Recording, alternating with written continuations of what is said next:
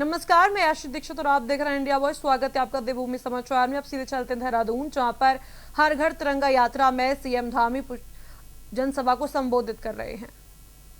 विष्ट जी, श्री राकेश गिरी जी, हमारे प्रदेश के उपाध्यक्ष स्वराज विद्वान जी, उत्तराखंड सरकार में मीडिया सलाहकार समिति के उपाध्यक्ष श्री धीरेन्द्र पवार जी, युवा मोर्चा के प्रदेश के महामंत्री मुलायम सिंह रावत जी, दीप कोश्यारी जी, उपाध्यक्ष गौरव कौशिक जी, श्री श्याम अग्रवाल जी और मंच पर आसीन हमारे सभी नेतागण और इधर सामने भी बड़ी संख्या में हमारी मातृशक्ति आई है।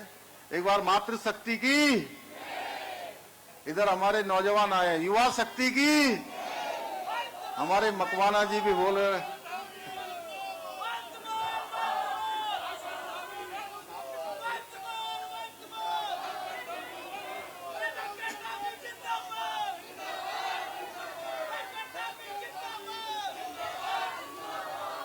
इस तिरंगा यात्रा में शामिल होने के लिए आए हुए हमारे सभी नेतागण, सभी पदाधिकारीगण, सभी उपस्थित हमारे भाइयों एवं बहनों और मेरे नौजवान साथियों, मीडिया के सभी हमारे मित्रों को मैं आज के इस तिरंगा यात्रा में इतनी बड़ी संख्या में आप सब पधारे हैं, मैं आप सभी का हृदय से स्वागत करता हूं, आप सबका अभिनंदन करता हूं। और आज ये गांधी पार्क से शुरू हो रही तिरंगा यात्रा कोई एक सामान्य कार्यक्रम नहीं है कि जैसे हम यहां बहुत सारे कार्यक्रम करते हैं।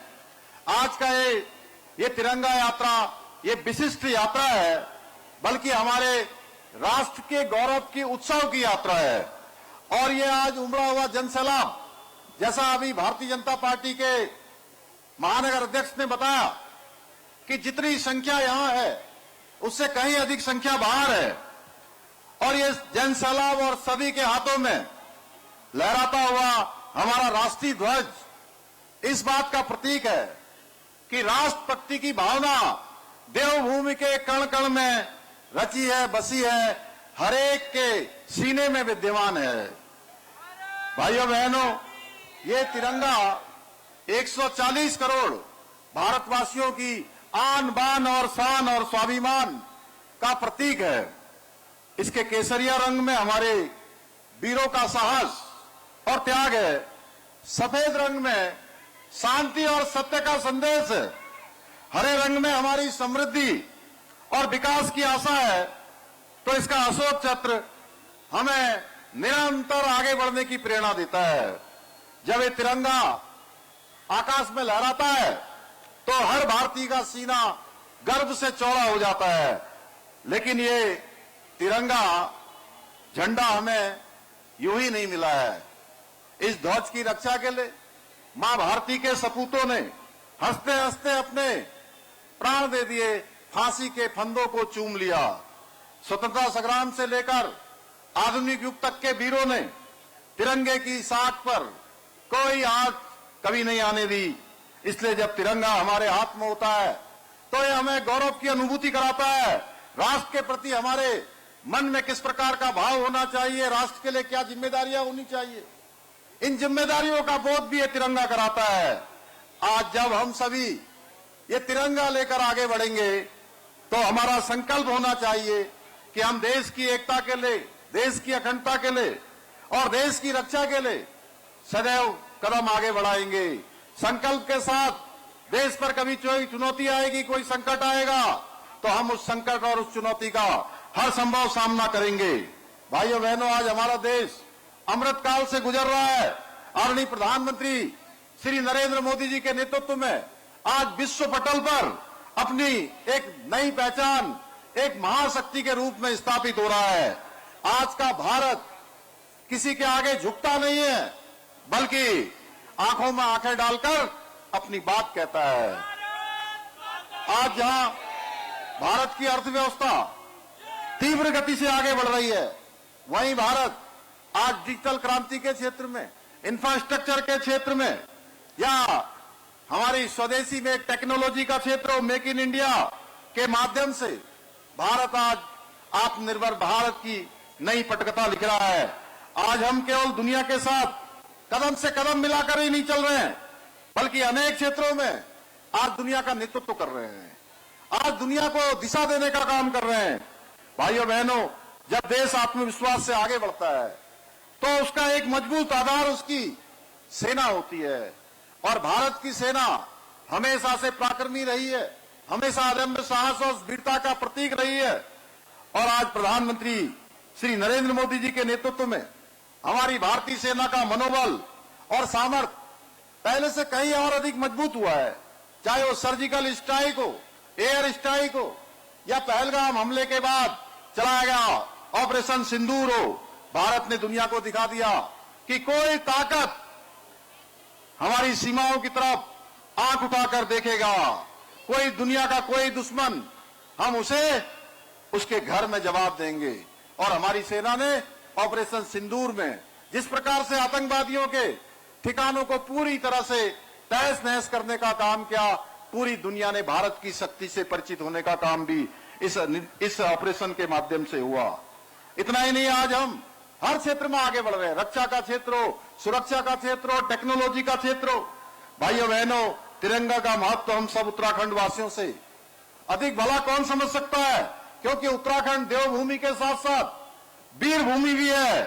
और यहां से आज भारत की सेना में हर 5वां सैनिक देश की सीमाओं पर देश की सुरक्षा में तैनात है। उत्तराखंड की मिट्टी ने अनेक वीर दिए हैं, इसलिए हमारी सरकार वीर सैनिकों के लिए, उनके परिजनों के लिए, पूर्व सैनिकों के लिए, सैनिकों के कल्याण के लिए पूरी तरह से समर्पित होकर काम कर रही है।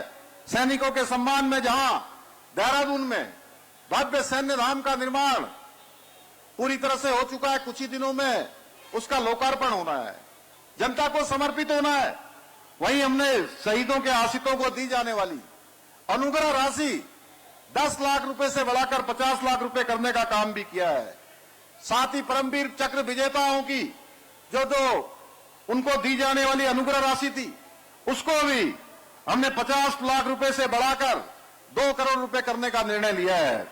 इसके अलावा हमारी सरकार हर उस बलिदानी परिवार के एक सदस्य को नौकरी में समायोजित करने का भी हमने प्रावधान किया है। और इसके लिए आवेदन करने की जो समय सीमा होती थी, पहले मात्र 2 साल के अंदर उनको आवेदन करना होता था, इसमें उनको बहुत सारी परेशानियों का सामना करना पड़ता था, उसको बढ़ाकर हमने 2 वर्ष से 5 वर्ष करने का भी निर्णय लिया है। इसके साथ ही सैनिक और पूर्व सैनिकों को सम्मान को ध्यान में रखते हुए 25 लाख रुपए तक की संपत्ति खरीदने का स्टाम्प शुल्क, उसमें 25% की छूट का प्रावधान किया है। भाइयों बहनों, आज हमारा देश प्रधानमंत्री आदरणीय मोदी जी के नेतृत्व में 2047 तक विकसित भारत का संकल्प लेकर आगे बढ़ रहा है, तो हम भी 2035 तक विकसित उत्तराखंड के लक्ष्य को लेकर संकल्पबद्ध होकर काम कर रहे हैं। और इसमें हमने शिक्षा का क्षेत्र, स्वास्थ्य, बिजली, पेयजल, हवाई कनेक्टिविटी, सभी आधारभूत व्यवस्थाओं को मजबूत करने का काम कर रहे हैं। 30 से अधिक नीतियां हमने बनाई हैं, जिससे कि प्रत्येक क्षेत्र में विकास के कार्य किए जा सके। भाइयों बहनों, डबल इंजन सरकारों के प्रयास आज उत्तराखंड की इकाइयों को नई ऊंचाइयों पर ले जा रहे हैं, जिन्हें कभी हमारे जैसे पर्वतीय राज्य के लिए असंभव समझा जाता था। आज हमारी अर्थव्यवस्था कई गुना बढ़ गई है। पिछले 1 वर्ष में राज्य की जीएसडीपी में 7.23% की वृद्धि हुई है। इसके अलावा प्रति व्यक्ति आय में 41% की ऐतिहासिक वृद्धि हुई है। राज्य का बजट अब 1 लाख रुपए से अधिक हो गया है। इतना ही नहीं, इन वर्षों में 20,000 से नए उद्योग राज्य के अंदर स्थापित हुए हैं। हमारे युवाओं के सपनों को पंख लगाने वाले स्टार्टअप की संख्या भी 1700 से अधिक हो गई है। और इस सबका सुखद परिणाम है कि आज राज्य में रिवर्स पलायन हो रहा है और 44% लोग आज अपने घरों की ओर वापस लौट रहे हैं। भाइयों बहनों, जो कभी रोजगार की तलाश में पलायन करने को मजबूर थे, आज उनको अपने घरों के पास रोजगार मिल रहा है। एक मुख्य सेवक के नाते मुझे आप सबके बीच में आज चूंकि 2 दिन, आज दो स्मरण के कारण से आज का दिन बहुत महत्वपूर्ण है। जहां आज एक जनजातीय दिवस भी आज है। इसके साथ साथ भारत छोड़ो आंदोलन का भी आज यही दिन था जब अंग्रेजों को भारत छोड़ने के लिए बड़ा आंदोलन प्रारंभ किया गया था। तो मैं कह सकता हूं कि हमारे राज्य में विकास के साथ साथ देवभूमि की सांस्कृतिक पहचान, यहां के सनातन मूल्य और जनसांख्यिकी सुरक्षा के लिए भी कड़े कदम हमने उठाए हैं। हमने स्पष्ट कर दिया है कि देवभूमि के मूल स्वरूप के साथ किसी प्रकार की खिलवाड़ नहीं होने दिया जाएगा, चाहे वो लैंड जिहाद हो, लव जिहाद हो, थूक जिहाद हो, अवैध अतिक्रमण हो, इन सभी के खिलाफ हमने कठोर कार्रवाई सुनिश्चित की है भाइयों बहनों। इसलिए हमने धर्मांतरण रोकने का कानून हो, दंगा रोकने का कानून हो, ये सभी कड़ाई से लागू किए हैं। समान नागरिक संहिता का कानून बनाने का ऐतिहासिक कार्य किया है। साथ ही मदरसा बोर्ड को समाप्त करके सभी के लिए अच्छी शिक्षा मिले, अल्पसंख्यक शिक्षा में सुधार का नया कानून भी हमने बनाया है। इतना ही नहीं, 250 से अधिक अवैध मदरसों को बंद करने का काम किया है। 13,000 से अधिक अवैध अतिक्रमण से भूमि को मुक्त कराने का काम किया है। ऑपरेशन कालनेमी चलाकर सनातन को बदनाम करने वाले पाखंडियों को उनके खिलाफ सख्त कार्रवाई करने का काम भी किया है। वहीं अब बात करेंगे देहरादून की, जहां पर चुनावी साल में उत्तराखंड सरकार ने युवाओं के लिए रोजगार का बड़ा ऐलान किया है। सीएम पुष्कर सिंह धामी ने बताया कि फिलहाल 2,000 पदों पर भर्ती निकली है और अगले 1 साल में 10,000 पदों पर भर्तियां की जाएंगी। सरकार के मुताबिक अब तक 34,000 से ज्यादा युवाओं को रोजगार दिया गया है। देखिए क्या कुछ कहा सीएम धामी ने। विकल्प है कि एक भी पद जो खाली है वो हम भरेंगे।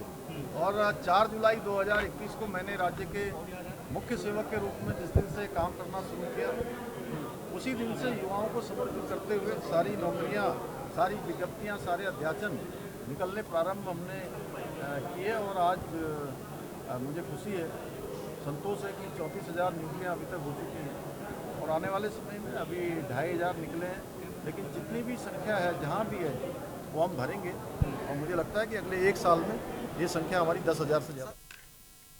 वहीं देहरादून से आपको जानकारी बता रहे हैं, जहां पर मुख्य निर्वाचन अधिकारी डॉक्टर BVRC पुरुषोत्तम ने कुमायूं गढ़वाल के मंडलायुक्तों और सभी जिलों के जिलाधिकारी के साथ वीडियो कॉन्फ्रेंसिंग के जरिए विशेष गहन पुनरीक्षण अभियान की समीक्षा की है। उन्होंने अधिकारियों को निर्देश दिए कि मेहनत से कार्य कर रहे BLO और फील्ड स्टाफ के प्रोत्साहित किया जाए और बारिश से प्रभावित क्षेत्रों में विसंगति वाले मामलों में BLO दस्तावेज प्राप्त कर रिपोर्ट लगाएं। आपको बता दें कि अनमेट मतदाताओं की सुनवाई के लिए आपको बता दें कि ERO सुविधाजनक रणनीति बनाए और SEO ने फॉर्म 6, 7 और 8 की स्थिति की जानकारी ली। साथ ही अधिकारियों को फील्ड में जाकर मतदाताओं से निरंतर संवाद करने और भ्रांतियां दूर करने के निर्देश दिए गए हैं।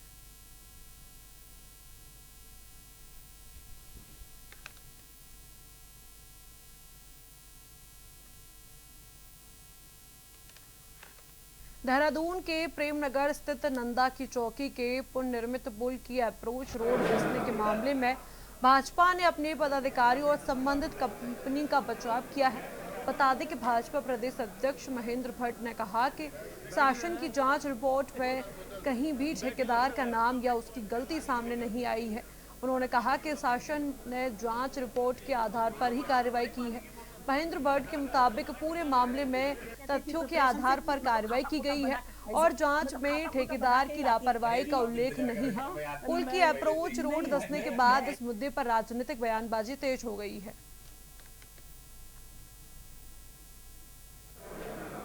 ठेके में शामिल नहीं होता है, हर व्यक्ति का अपना कारोबार होता है।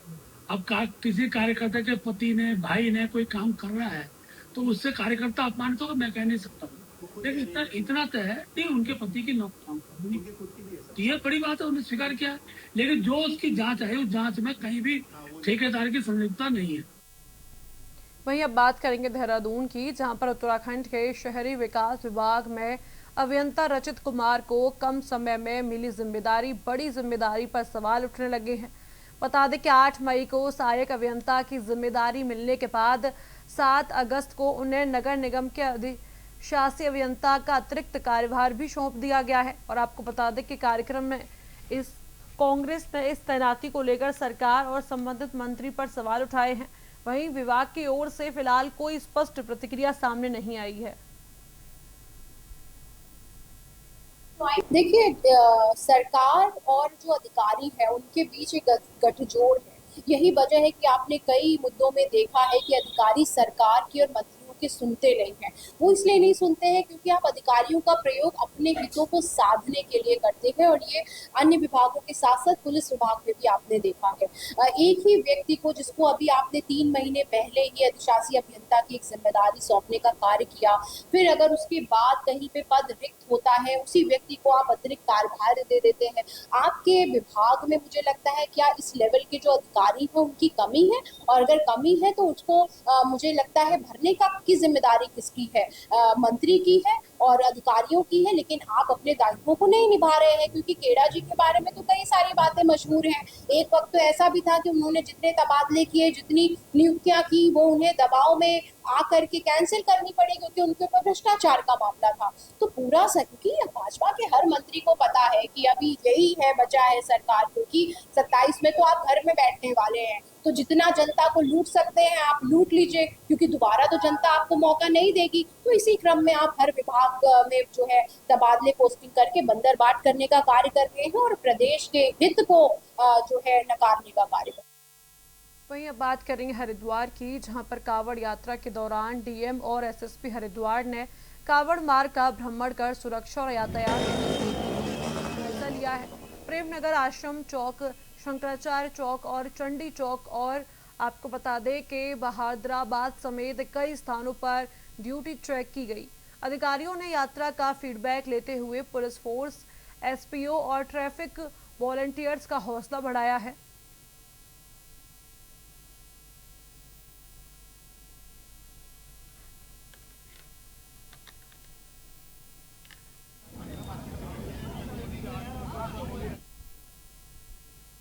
फिलहाल इस बुलेटिन में इतना ही। आप देखते रहिए इंडिया वॉइस।